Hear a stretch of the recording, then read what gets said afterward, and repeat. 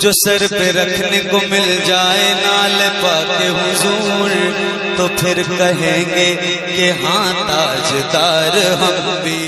ये तो कभी आंख नहीं दिखाता था, ये माँ को गालियां कैसे देने लगा। कहेंगे जाओ जाओ, हम किताबें पढ़ाने आए हैं, हम सलेबस पूरी कराते हैं, सलेबस पढ़ाते हैं। आपके बच्चों को किरदार और इखलाक नहीं पढ़ाते, मगर हमारी कौम का कोई बच्चा भूले से मदरसे में पढ़ने चला जाए तो हमारा आलिम उसे किताब भी पढ़ाता है, साथ में नबी का किरदार भी पढ़ाता है। हमारी कौम की बेटियां अगर मदरसे में पढ़ने चली जाए, हमारी आलिमा उसे किताब भी पढ़ाती है और साथ में सैयदा खातूने जन्नत का किरदार भी पढ़ाती है। आज सबसे बड़ी हमारी कमजोरी ये रही, आज पूरे इंडिया में साहब क्रिश्चियनों की तादाद बड़ी मुख्तसर है, मगर हर बड़े शहर में उसके अपने स्कूल है कि नहीं है? अरे बोलिए, है कि नहीं है? क्रिश्चियन के स्कूल में क्या उसके भजन के अलावा दूसरे का भजन होता है? बोलिए ना जरा, नहीं होता। क्रिश्चियन 2% हर बड़े शहर में उनका स्कूल, मगर आपकी तादाद इतनी है, आपका अपना इस्लामिक मॉडल स्कूल क्यों नहीं है? आप मत बनाइए इंटर तक, बीए तक, कम से कम इस्लामिक मॉडल प्ले स्कूल तो एक बनाइए, जहां कौम का हर बच्चा बच्ची ईमान अकीदे की हिफाजत के साथ अपनी इज्जतो आबरू और हलालो हराम को तो समझ सके। आप ईमानदारी से बताएं क्यों नहीं बनाते? आखिर इसकी वजह क्या है? आपने इसके बारे में कभी कोई फैसला क्यों नहीं किया? आपसे मैं पूछना चाहता हूँ, चकबिक्की में इतना बड़ा इदारा दारुल उलूम है ना, मदरसा कादरिया गुलशने मदीना, ये इतना बड़ा इदारा चला रहा है, मगर आपकी सोच बड़ी महदूद है। आप सोचते हैं छोड़ो, ज़कात फितरा रमजान में दे देंगे, 10-20 गरीब बच्चे होंगे वो पढ़ लेंगे। अरे साहब नहीं, इस सोच से मदरसा मत चलाइए। क्या उस तालीम की आपको जरूरत नहीं है? इस मदरसे को आप मजबूती के साथ इस्तेमाल कीजिए, आप इसको इसकी शक्ल को बदलिए। दारुल हिफ्ज, दारुल किरत, नर्सरी से लेकर 5 तक कम से कम इस्लामिक मॉडल प्ले स्कूल का कयाम कीजिए, तब जाकर कोई अफसाना रमेश के साथ नहीं जाएगी। लेकिन उसके लिए पहले आपने आपको बदलना होगा। दिल के फफोले जल उठे सीने के दाग से और घर को आग लग गई घर के चिराग से। जब आपके पास अपना एजुकेशन पॉइंट नहीं होगा, आपकी बेटियां मैट्रिक पास करने के लिए गैरों के इंस्टीट्यूट में जाएंगी। जब आपके पास अपना कोई साहब हुनर प्रोग्राम नहीं होगा, तो आपकी बेटियां गैरों के हुनर प्रोग्राम, गैरों के इंस्टीट्यूट में सीखने के लिए जाएंगी।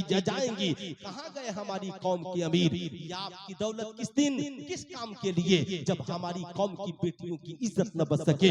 आपकी ये सरबत किस काम के, जब ये कौम की बच्चियों के काम ना आ सके? आप ईमानदारी से बताइए, हम जितने मुसलमान यहाँ पर बैठे हैं, हमारे घरों में ज़कात की रकम ईमानदारी से कितने लोग निकालते हैं? इस्लाम ने एक सिस्टम दिया, निजाम दिया कि तुम नहीं कुछ कर सकते तो कम से कम अपने माल में जो 2.5% गरीबों का हक है, कम से कम यार इसे तो ईमानदारी से निकाल दो। आप ईमानदारी से बताएं, अगर हर बस्ती में 100 घर है और 100 घर में 100 औरतें हैं, तो कौन ऐसी औरत होगी जिसके पास 1-2 लाख का जेवर नहीं होगा? अब आप बताएं ईमानदारी से, अगर 1 लाख का जेवर है तो 2,500 रुपए ज़कात बनते हैं कि नहीं बनते हैं? आप 100 औरतों के ज़कात तोड़ लीजिए। अगर साहब 4 औरतें हैं, 4 औरतें होंगी तो 400 औरतें हो जाएंगी। फिर आपके पास LIC के ज़कात। आप कम से कम अपनी जिंदगी में कुछ करने को सोचिए। तो मैं कहता हूँ, अगर एक बस्ती के लोग मेहरबान हो जाए तो एक इल्मी किला चलाया जा सकता है साहब, एक इल्मी माहौल बनाया जा सकता है।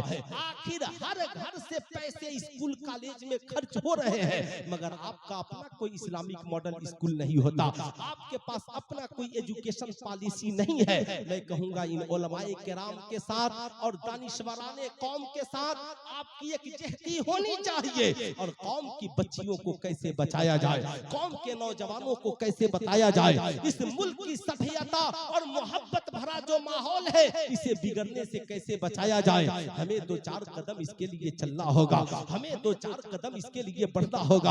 आप ईमानदारी से बताएं, हम इस समाज में, जिस समाज में जीवित और जिंदा हैं, बताएं ईमानदारी के साथ, अगर आज हम जहां पर खड़े हैं, हमारी कौम के नौजवानों की पोजीशन क्या है? बेचारा सभी हम लोग, हमारे यहाँ हाल ये है, रात को बेहतरीन बिरयानी खाएगा, सुबह को 10 बजे तक सोएगा, जवान है उस वक्त तक कमाने के लिए नहीं जाएगा जब तक के माँ बाप उस पे नाराज नहीं हो जाए।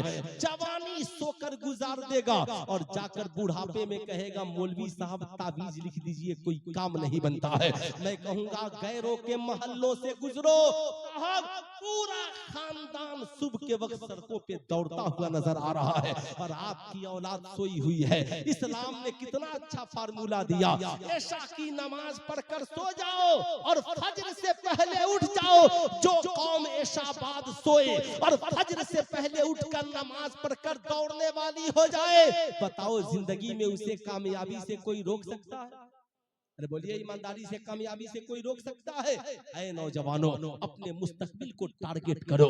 हमें मुस्तकबिल में बनना क्या है? अगर आपने अपने मुस्तकबिल को टारगेट में नहीं गुजारा, आज मुसलमानों की पोजीशन ये है, अल्लामा महबूब गौहर साहब के 4 बूढ़े भाई गांव में हैं, तो साल में कभी एक दूसरे को सलाम, गलत बोल रहा हूं, बूढ़े लोगों का हाल, जवान छोड़िए ना, बूढ़े भाई है ना 4, कभी मुलाकात हो तो सलाम भी एक दूसरे को नहीं करते, कभी एक दूसरे से मोहब्बत से बात नहीं करते। मगर आज यहूदियों का हाल ये है, हमारे यहाँ पोजीशन इतनी खराब कि अगर हमारा कोई भाई कोई काम कर रहा है ना, अगर हमारी भी वैसी कोई दुकान है तो हम सोचते हैं यार इसने मेरे कंपटीशन में खोल लिया, अरे मौलाना साहब टेंशन मत लीजिए, उसका नहीं चलेगा। अगर हमारा कोई भाई स्कूल खोल ले तो हम कहते हैं जाने दीजिए, उसने खोला है, अरे उसने भी खोल लिया, तो हम खुश नहीं होते कि चलो अच्छा हुआ हम अकेले थे, हमारा एक और भाई मिल गया, दोनों मिलकर काम करेंगे। कम से कम हमारी बस्ती में एक स्कूल में तो सारे बच्चे नहीं आ सकते, जब हमारे यहाँ एडमिशन भर जाएगा तो मैं बाकी बच्चों को उसके यहाँ भेज दूंगा। यही हाल मदरसों का भी है। अगर एक मदरसा किसी बस्ती में है और दूसरी बस्ती में कोई इदारा खुल जाए तो दूसरे गांव के लोग मुंह नाक फुलाने लगते हैं। मैं कहता हूं मुंह नाक फुलाइए मत, खुश होइए कि कम से कम बोझ उठाने वाला एक और हमारा भाई मिल गया। यहूदियों की हालत ये कि उनका एक ही कैंपस और 10 बिजनेस एक ही जगह, एक काउंटर पर बैठे हैं, अगर एक माल बिक गया ना किसी का तो उस माल को पैक करना है और सब फ्री बैठे हैं तो सब मिल जाए और मिलकर सब पैक कर रहे हैं। क्यों भाई आपका ये बिजनेस नहीं है? का खाली बैठे हैं, भाई को सहारा दे रहे हैं।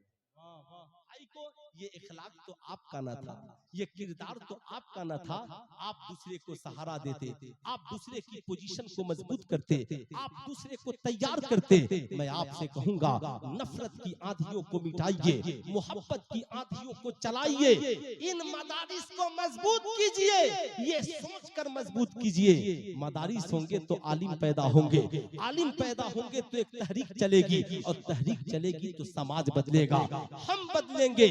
अपने मिजाज को बदलिए और मेरी कौम के नौजवानों, मोबाइल की दुनिया से अपने आप को आजाद करो, किताब की दुनिया में कदम रखो, नमाजों की पाबंदी करो। ऐशा की नमाज पढ़कर जब नींद नहीं आए ना, आज मार्केट में सबसे ज्यादा डिप्रेशन की गोलियां बिक रही है, छोटे छोटे बच्चे डिप्रेशन में, नौजवान लड़के लड़कियां डिप्रेशन में, नींद नहीं आ रही है, नींद की गोलियां खाकर सोने वाला ऐशा की नमाज पर नींद की गोलियां खाने की जरूरत नहीं पड़ेगी। दिल बेचैन हो तो रुदो सलाम पर नींद की गोलियां खाने की जरूरत नहीं पड़ेगी। मैं तो कहता हूं मैट्रिक इंटर में पढ़ने वाला नौजवान, रात को नींद ना आए ना, अपनी किताब लेकर पढ़ते हुए लेट जा, 10 मिनट में तुझे नींद आ जाएगी। सुबह को उठकर फज्र की नमाज पर सड़कों पे दौड़, इतना दौड़ और जिंदगी को टारगेट बना।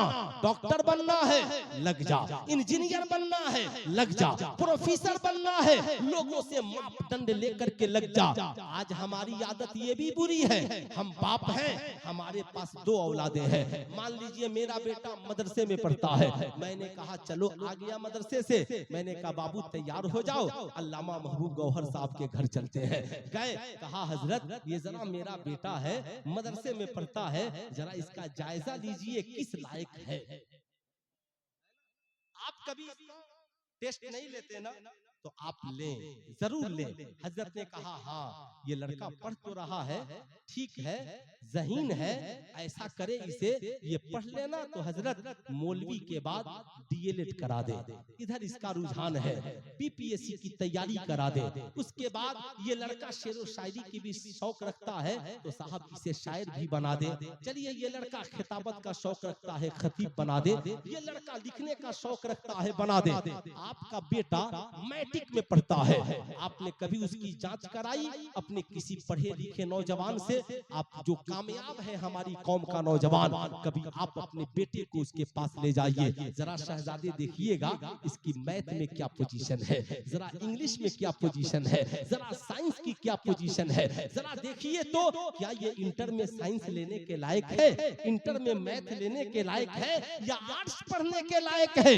किस लायक है? पता चला लड़का आर्ट्स में पढ़ने के लायक है और साइंस लेकर किस्मत आजमा रहा है, जिंदगी बर्बाद हो रही है। नहीं, इल्मी लियाकत के हिसाब से करोड़ों राहें खुली हैं, टारगेट बनाइए और जब तक उम्र बाकी है, मैं कहता हूं भारत में सबसे ज्यादा मुसलमानों, तुझे सरकारी महकमे में पहुंचने की जरूरत है। कौन कहता है नौकरी नहीं मिलती, एडमिशन नहीं होता? अल्लामा महबूब गौहर साहब से पूछिए, मेहनत करके देखिए, सड़क पे इतना दौड़ो कि जिस्म पे वर्दी भी सरकारी हो और कमर में रिवाल्वर भी, समझ गए ना, कमर में रिवाल्वर भी और हाथ में कलम भी। अरे जोर से बोलिए भाई, हाथ में कलम भी। अब वो दौड़ नहीं है कि बम बारूद चलाइएगा, तलवार चलाइएगा, अखाड़ा में लाठी भाजिएगा, तो जाइए भाजिए लाठी,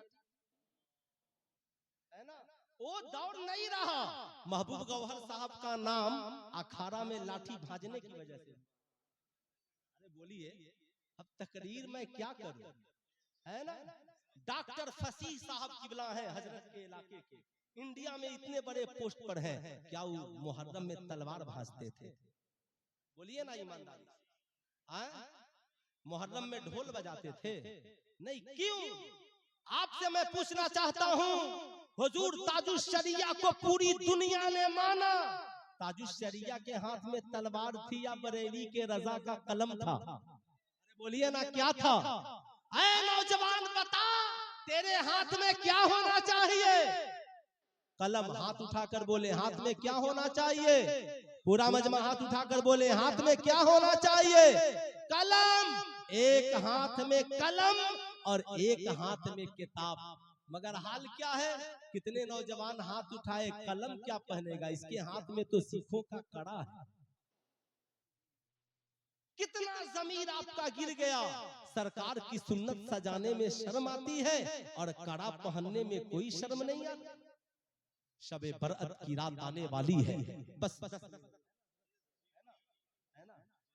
माशाअल्लाह माशाअल्लाह। इजाजत है 10 मिनट बोलूं कि तकरीर खत्म कर दूं? इजाजत है आप लोगों की? जरा दोनों हाथों को उठाकर बोल दें या रसूल अल्लाह, और जरा प्यार से बोल दें या हबीब अल्लाह। अच्छा एक बात बताइए, फैजान पाने के लिए हम लोग कहाँ कहाँ जाते हैं? जाते हैं ना भाई?